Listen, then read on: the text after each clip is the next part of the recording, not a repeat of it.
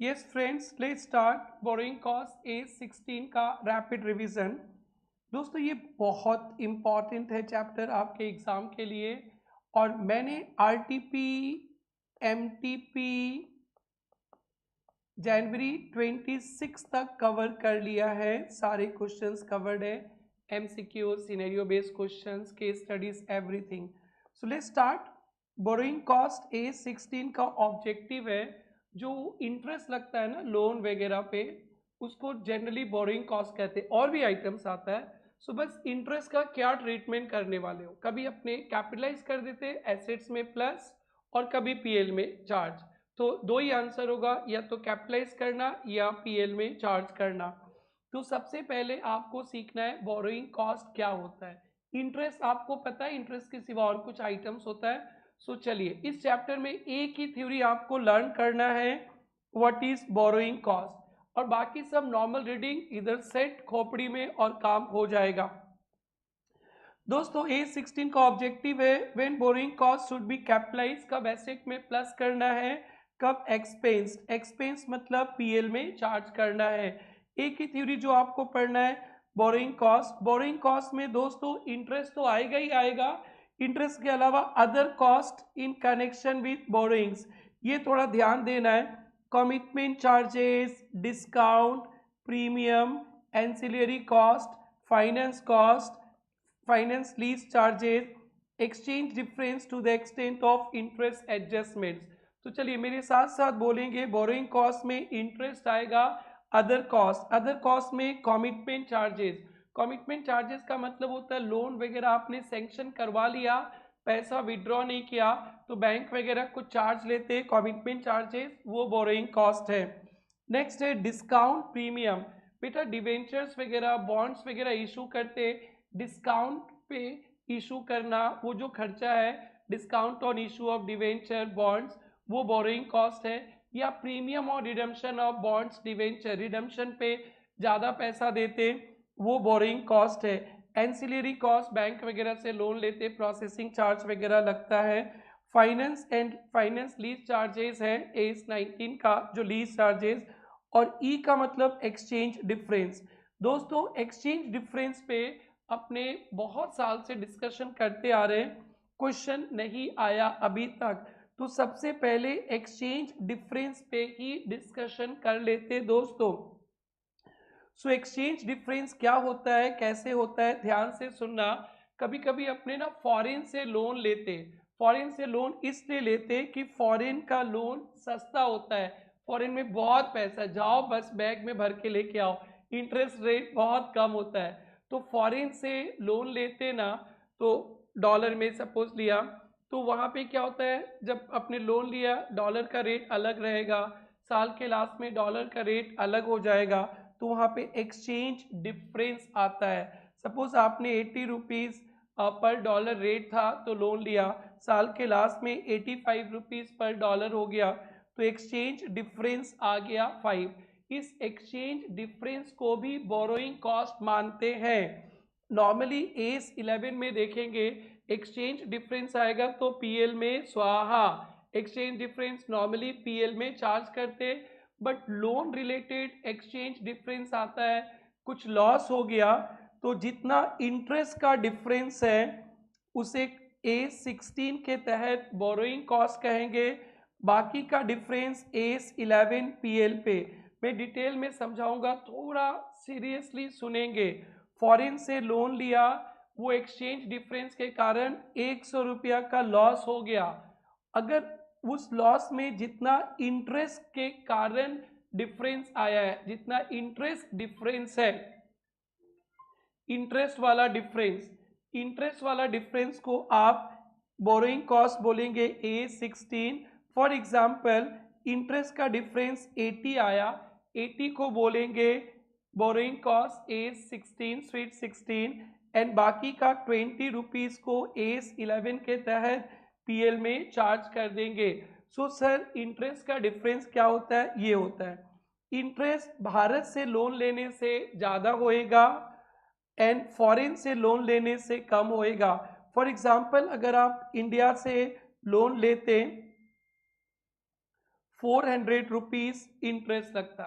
Foreign से loan लिए 320 का इंटरेस्ट लगा, तो 400 माइनस 320 ₹80 महंगा हो जाता भारत से लोन लेते, तो वो बोरोइंग कॉस्ट नहीं होता। तो यहाँ पे A16 बोलता है ₹80 इंटरेस्ट का डिफरेंस है इंडियन लोन फॉरेन लोन का, उसे बोरोइंग कॉस्ट मानिए, बाकी का PL। ये जरूर से आप लोग लिख लीजिएगा, इसका डिटेल एक्सप्लेनेशन देखिए विथ एग्जाम्पल और जरूर से वो पढ़ के जाइएगा ध्यान से। एक्सचेंज डिफरेंस को भी बोरोइंग कॉस्ट कहते to the extent of interest adjustment. Sir क्या चीज का इंटरेस्ट? अबे भारत से लोन लेने से जो इंटरेस्ट लगता, फॉरेन से लोन लेने से जो इंटरेस्ट लगता, वो जो डिफरेंस है उसको बोलते हैं एक्सचेंज डिफरेंस। थोड़ा सा डिटेल में सुन लीजिए। Exchange difference arising from foreign currency borrowing, foreign currency borrowing and considered as borrowing cost are those exchange difference which arise on amount of principal of foreign currency borrowing to the extent of difference in interest in local currency and interest on foreign currency. Exchange difference not exceeding interest on local, interest on foreign is considered borrowing cost and बाकी का difference AS11। Shortcut में क्या बोलेंगे? Exchange loss on principal of foreign currency can be treated as borrowing cost up to exchange up to interest on Indian loan minus interest in foreign loan, और उससे जो ऊपर चला जाएगा PL पे। इसको समझाने के लिए एक छोटा सा एग्जाम्पल लिया हूँ, इससे बात को ध्यान से समझ में आएगा, आपको ध्यान से सुनेंगे। XYZ टेकन लोन $10,000 अप्रैल 1 को, आपने $10,000 अप्रैल 1 को लोन लिया, इंटरेस्ट रेट 5%, बहुत सस्ता है, पेबल एनुअली।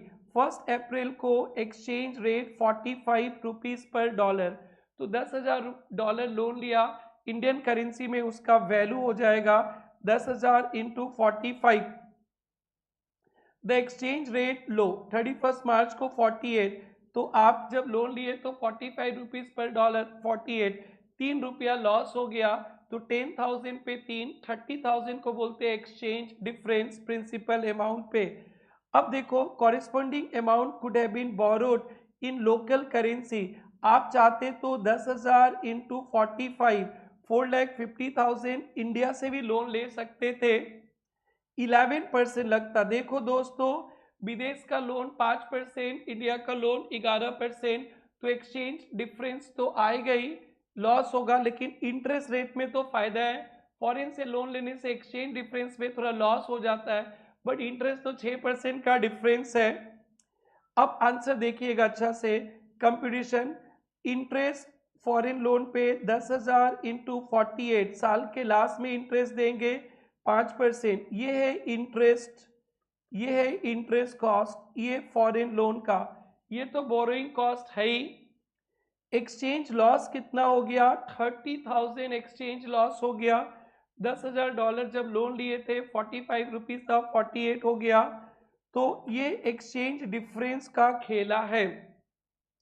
अगर 10,000 इंटू 45 इंडियन करेंसी में लेते 49,500 इंटरेस्ट लगता, बट फॉरेन से लिए 24,000 इंटरेस्ट लगा, तो ये इंटरेस्ट का डिफरेंस आ गया 25,500। तो इस 30,000 के एक्सचेंज लॉस पे 25,500 को बोरोइंग कॉस्ट बोलेंगे, एंड बाकी का जो अमाउंट रहेगा 4,500 वो PL में चला जाएगा। सो यहाँ पे हम लोग इसको इस तरह से प्रेजेंट कर देते हैं अच्छी तरह से। एक्सचेंज डिफरेंस, एक्सचेंज डिफरेंस देखिए 45 का 48 हो गया, 30,000 एक्सचेंज डिफरेंस हुआ।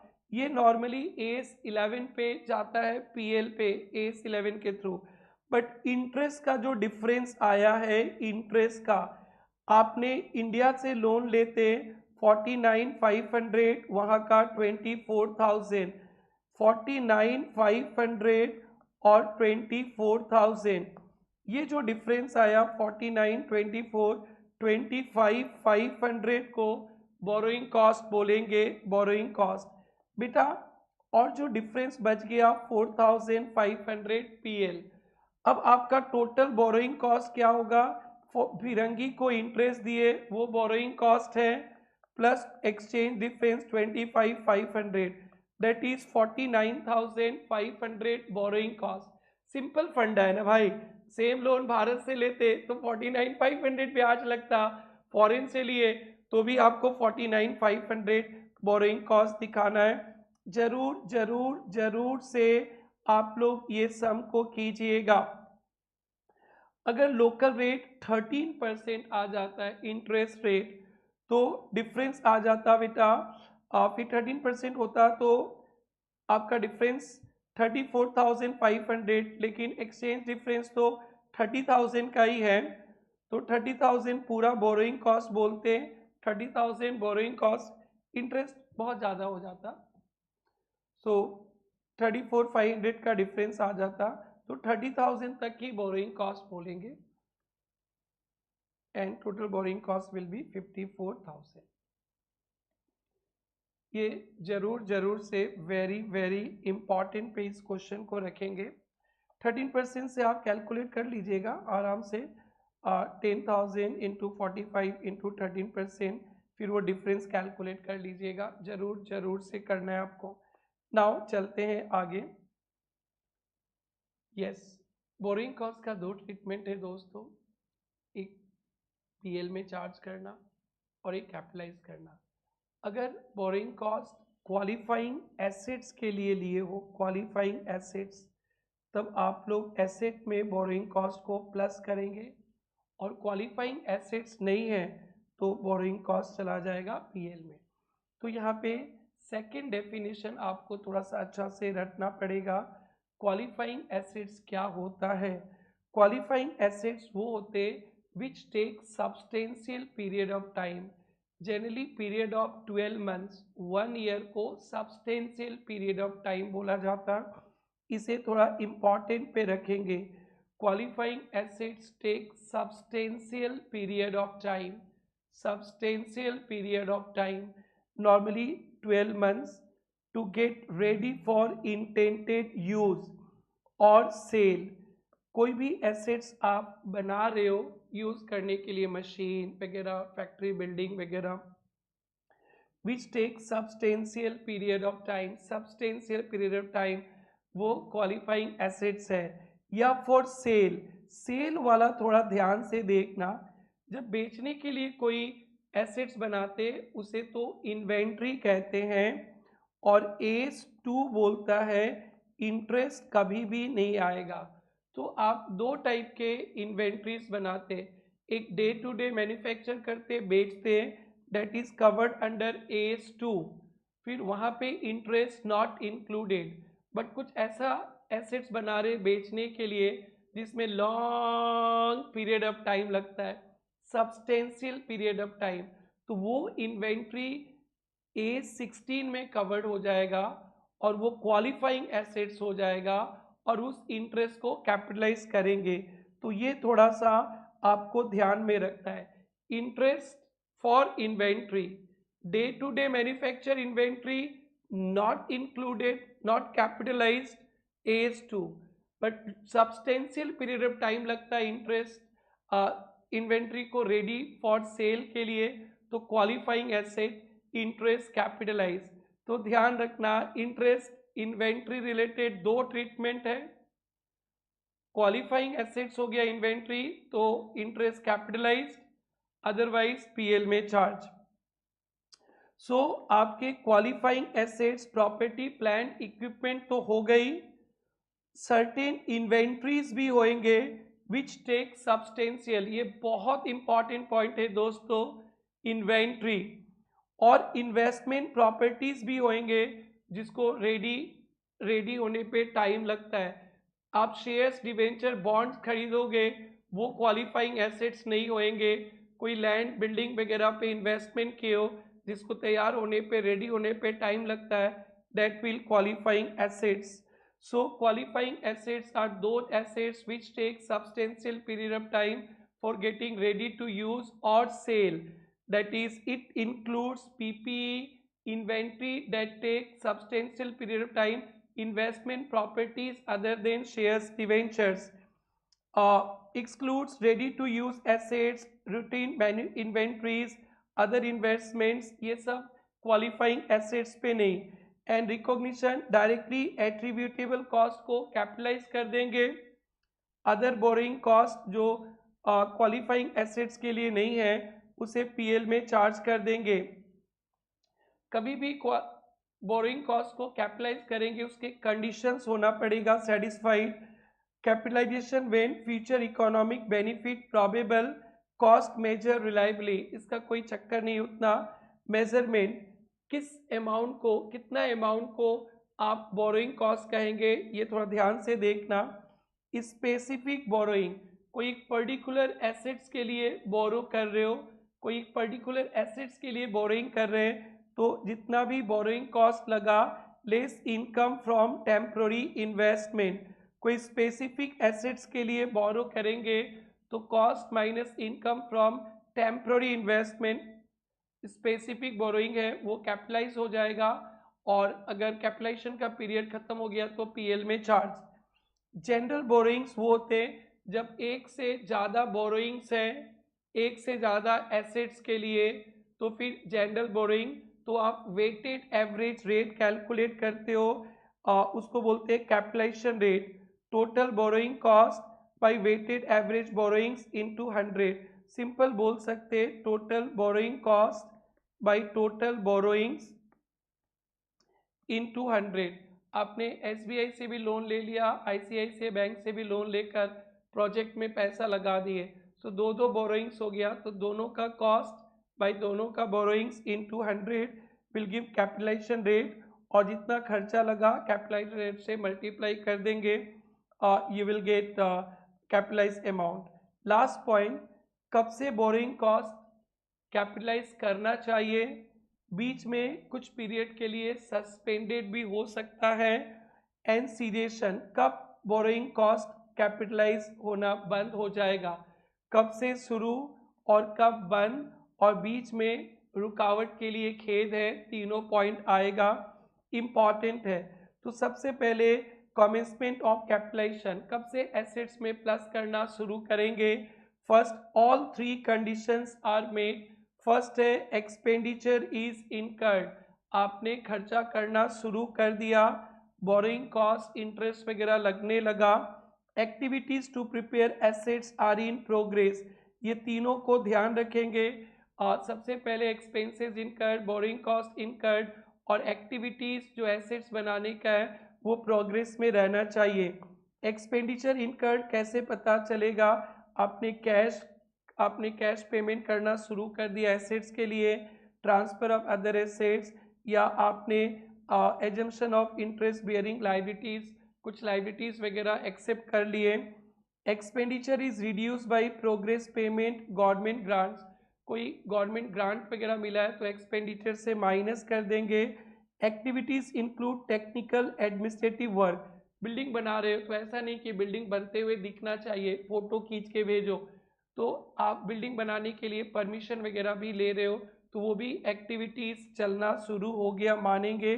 परमिशन वगैरह भी ले रहे हो, बिल्डिंग अभी लैंड खाली है, परमिशन थोड़ा सा म्यूनसिपैलिटी का परमिशन ले रहे हो, टाइम लग रहा है, तो भी मानेंगे एक्टिविटीज़ चल रहा है, आप कैपिटलाइजेशन कर सकते हो. बट ऐसा ज़रूरी नहीं है कि आप बिल्डिंग बनते हुए दिखना चाहिए. बट ऐसे क्या हुआ, आपने लोन ले लिया, कुछ भी काम ही नहीं करो, नथिंग, ऐसे बैठे, क्यों पंडित जी 2 महीना मना किए, तब आप बोरोइंग कॉस्ट को कैपिटलाइज नहीं कर पाएंगे, पीएल में चार्ज करेंगे. सस्पेंशन ऑफ कैपिटलाइजेशन, बेटा बोरोइंग कॉस्ट तो उस दिन तक कैपिटलाइज होगा when asset ready to use. बीच में कभी कभी काम रुक जाता है, तो उस पीरियड में इंटरेस्ट लगेगा, बोरोइंग कॉस्ट, उसको पीएल में चार्ज करेंगे, उसको कैपिटलाइज नहीं करेंगे. सस्पेंडेड ड्यूरिंग एक्सटेंडेड इंटरप्शन इन एक्टिव डेवलपमेंट, काम बीच में रुक गया, कोरोना के कारण कोई दंगा फसाद हो गया किसी रीजन के कारण, तो उस पीरियड में जो इंटरेस्ट लगेगा उसको पीएल में स्वाहा. डू नॉट सस्पेंड, कभी कभी बीच में काम रुक जाता है बट टेक्निकल काम चलते रहता है, या प्रोडक्शन प्रोसेस का पार्ट है, काम नहीं भी चलेगा, इंटरेस्ट लगेगा, फिर भी कैपिटलाइज करेंगे। Do not suspend normal administrative technical delay, कुछ एडमिनिस्ट्रेटिव और टेक्निकल डिले होके कारण कुछ रुका हुआ है, बोरोइंग कॉस्ट लगेगा, capitalise. Temporary stoppage inherent to construction process, अभी हमारे पीछे ब्रह्मपुत्रा पे ब्रिज वगैरह बन रहा है, कभी हाई वाटर आ जाएगा, नॉर्मली होता है, कभी आ गया तो वहाँ पे काम रुक गया, तो वो तो बेटा ब्रह्मपुत्रा पे ब्रिज बनाओगे तो हाई वाटर तो मिल भी सकता है ना, तो वहाँ पे काम नहीं भी चलेगा, फिर भी इंटरेस्ट को कैपिटलाइज करेंगे, सस्पेंड नहीं करेंगे। सीजेशन, कब बोरोइंग कॉस्ट सीज हो जाएगा दोस्तों? जब आपने क्वालिफाइंग एसेट्स ऑलमोस्ट रेडी कर दिया, ready for use, ready for sale, छुटमुट काम चलते रहेगा, फिर भी आप मान लेंगे कि रेडी हो गया, आज से वो इंटरेस्ट कैपिटलाइज नहीं होगा, पीएल में चार्ज होगा, और कल तक जितना इंटरेस्ट था capitalise.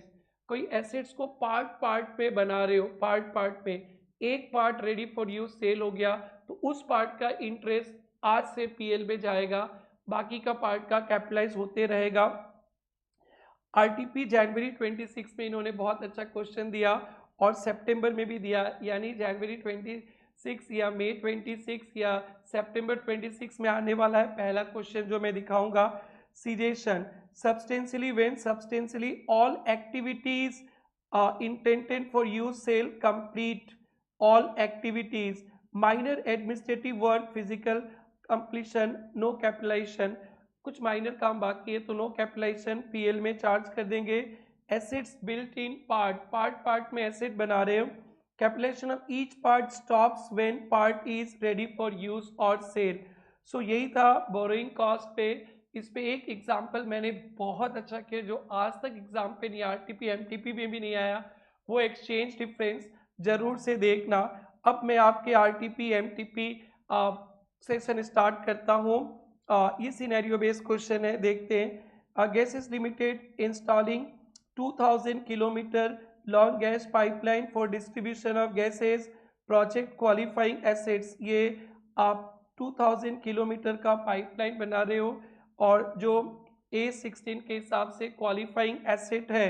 For this purpose it borrowed 700 at subsidised rate and has to pay interest 70 lakhs, loan लिया है 700 का, 70 lakhs इंटरेस्ट। Company also invested unused funds earning income 7 lakhs annually, company ने 7 lakhs तो सिखाए थे, तो टेम्पोररी इनकम होगा तो बोरोइंग कॉस्ट से minus. During next year second year company use all funds, underline करेंगे, ऑल फंड्स यूज किया and no income second year. During year 5 company completed one stretch of 100 kilometer which is operational. For year 1 how much borrowing cost should be capitalized? तो year 1 पे 70 lakhs minus 7, तो that is 63 lakhs capitalized, interest 70 lakhs, investment 7 lakh interest, तो 63 lakhs should be capitalized. For year 2 how much borrowing cost should be capitalized? Year 2 में all funds used, तो 70 lakhs should be capitalized. Next, for year 3 how much borrowing cost should be expensed? Expensed मतलब PL. तो बेटा year 5 पे 100 kilometre ready हो गया capable of use, तो 2000 kilometre पे 700 रुपया का 70 lakhs का इंटरेस्ट लगा था। 2000 किलोमीटर बनाने के लिए 100 किलोमीटर बन गया, तो इसका कैपिटलाइज अब नहीं होगा, 70 डिवाइडेड बाई 2000 इंटू 100, तो 3.5 पीएल में चार्ज होगा। अब 3.5 जो पोर्शन कंप्लीट हो गया 5th ईयर में उसका इंटरेस्ट पीएल में, और 70 माइनस 3.5 66.5 कैपिटलाइज, ये दोनों ही क्वेश्चन होगा। 3.5 ईयर 5 100 किलोमीटर दैट इज 5%, तो 5% ऑफ 70, आप ऐसे कर लो या ऐसे कर लो, बात एक ही है। And how much should be capitalise, बड़ा सिंपल सा था। सो नाउ चलते हैं P2 पे। P1 बहुत अच्छा क्वेश्चन था, बैक टू बैक 2 आरटीपी में दिया इन्होंने। Akash Limited constructing housing society for which it has taken loan from bank. Housing society consists of 50 units.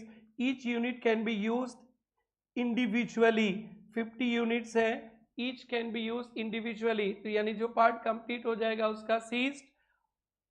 20 units have been constructed open for public while construction for remaining. How much borrowing cost should be capitalized? So borrowing cost, तो 20 should be capitalized. 30 units का capitalise करेंगे, 20 units का PL में charge करेंगे. Capitalisation will cease for 20 units and continue for 30 units. MTP सितंबर 25. ये एक ना फाइनल अकाउंट का क्वेश्चन है, यहाँ पे आ गया. चलिए इसको भी देख लेते. A limited has balance 17,15,000 in loan account from state financial corporation. Balance है inclusive of 1,15,000 interest accrued but not due. तो 17,15,000 से 1,15,000 तो 16 लाख लोन है और इंटरेस्ट है 1.15. The loan is secured by hypothecation plant and machinery. Schedule 3 पे loan is to be disclose in balance sheet. तो loan को आपने दिखा देंगे 16 लाख सिक्योर्ड लोन एंड 1,15,000 को करेंट लाइबिलिटीज. इंपॉर्टेंट है बट फाइनल अकाउंट का क्वेश्चन है. नाउ बेटा P4, is it permissible to capitalize borrowing cost incurred on asset when which are necessary for construction? Yes. आप क्वालिफाइंग एसेट्स बना रहे हो या उसको बनाने के लिए कोई एसेट्स बना रहे हो. क्वालिफाइंग एसेट बिल्डिंग बनाने के पहले एक झोपड़ी बनाते हैं उसके लिए कुछ लोन ले लिए, so that is qualifying also, वो भी कैपिटलाइज करेंगे. Yes. A company is in process of constructing a large manufacturing plant in backward area. As a part of this project also purchase residential building. एक manufacturing plant के लिए residential building purchase किया which is used for housing the workers engaged. The purchase cost of building made by raising loan. The company intends to dispose building once plant is ready. If manufacturing plant definition qualifying, would the borrowing cost incurred for fund borrowed for residential building? Yes. आप manufacturing plant बना रहे हो वो qualifying है, उसके पहले कोई residential building manufacturing plant के लिए यूज हुआ तो वो भी क्वालिफाइंग एसेट्स होगा. Yes. Borrowing cost in this case housing facilities essential for manufacturing plant and borrowing cost borrowed for residential building being directly attributable to plant construction should be capitalise cost of manufacturing plant up to ready to use. ये बहुत अच्छा question है, RTP सितंबर 25 का, जरूर से देखेंगे. Next है You Limited has obtained term loan 620 lakhs for complete renovation modernization of factory April 1, 2023. The plant and machinery was acquired under modernization scheme completed by 30 April 2024. More than 1 year. Qualifying assets. An expenditure of 510 plant and machinery पे लगा है. 54 lakh advance to supplier for additional assets were also received installed before 30 April 24. Additional asset take substantial period of time. चलो ये भी qualifying. Balance 56 lakh working capital. ये working capital के लिए जो लोन लेंगे इंटरेस्ट पीएल में जाएगा.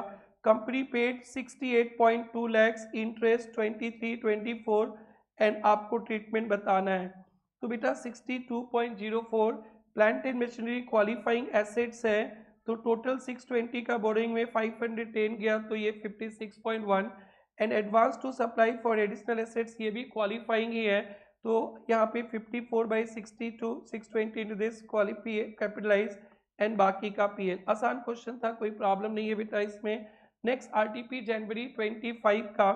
How will the interest capitalise when qualifying assets funded by borrowing in the nature of bonds. Bonds debenture issue किया डिस्काउंट पे, डिस्काउंट भी बोरोइंग कॉस्ट पे आएगा दोस्तों, इंटरेस्ट भी आएगा double. X limited issued year 1 पे 3 years 10% interest paid annually bond with face value 1 lakh. 1 lakh पे 10% 10,000 90,000. लो भाई 1 लाख का माल 90,000 10,000 और to finance qualifying assets ready for intended use year 2. तो ईयर 1 ईयर 2 पे जो भी बोरोइंग कॉस्ट लगा capitalise, calculate amount of borrowing cost to be capitalise, discount straight line method. Interest तो आएगा ही बेटा ईयर 1 ईयर 2 का, ये तो कैपिटलाइज होगा ही होगा, और प्लस साथ में जो डिस्काउंट लगा था, डिस्काउंट 10,000 डिवाइडेड बाई 3,333,333, तो पहला साल का ये कैपिटलाइज, दूसरा साल का ये कैपिटलाइज, तीसरा साल का ये पीएल। बड़ा सिंपल सा था, कोई प्रॉब्लम नहीं। In the above case borrowing cost capitalized would be 13,333 year 1 and 2 and 13,334 for year 3 will be expense PL में चार्ज करेंगे। now कुछ theoretical questions भी है। how will interest be capitalized when qualifying assets funded by borrowing in the nature of bonds that is to the discount। अभी जो questions किए थे तो बेटा interest भी आएगा, discount premium भी आएगा proportionate पे। when capitalization of borrowing cost cease, अभी पढ़े थे when substantially all activities necessary for intended use और सेल कंप्लीट, और बड़े से एसेट्स बना रहे हो, पार्ट में रेडी फॉर यूज सेल है तो उस पार्ट का सीज हो जाएगा, ये पढ़े थे। Can interest included in cost of inventory, ये हमेशा आपके लिए कंफ्यूजन रहेगा। इन्वेंट्री अगर AS2 में कवर्ड है तो नॉट कैपिटलाइज, अगर क्वालिफाइंग एसेट्स हो गया तो कैपिटलाइज, एंड क्वालिफाइंग एसेट्स वो होते which take substantial period of time, hence interest cost included cost of inventory meeting qualifying, but as per AS2 रहेगा तब नहीं आएगा। and that's it दोस्तों, ये A16 का rapid revision with RTP MTP 25-26 का, जिसमें ये क्वेश्चन थोड़ा सा हॉट क्वेश्चन है, आज तक कभी आया नहीं, जरूर से देखिएगा। एंड लिसन, मैंने बहुत सारा रैपिड रिवीजन एज का डाल दिया, पूरे full syllabus and advance accounts का फुल सिलेबस मिलने वाला है। इनफैक्ट GST का भी रैपिड रिवीजन सब कुछ डाल दिया गया, including RTPs MTPs। Telegram channels पे ये सारे रिसोर्सेज अवेलेबल है।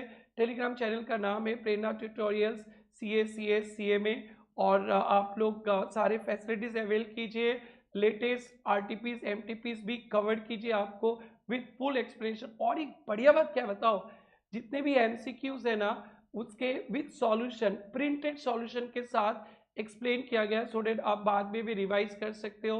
Thank you, enjoy study, and जरूर से कमेंट सेक्शन में अपना कमेंट दीजिएगा। Okay, take care, bye bye brothers, bye bye गुड़िया लोग, टेक केयर।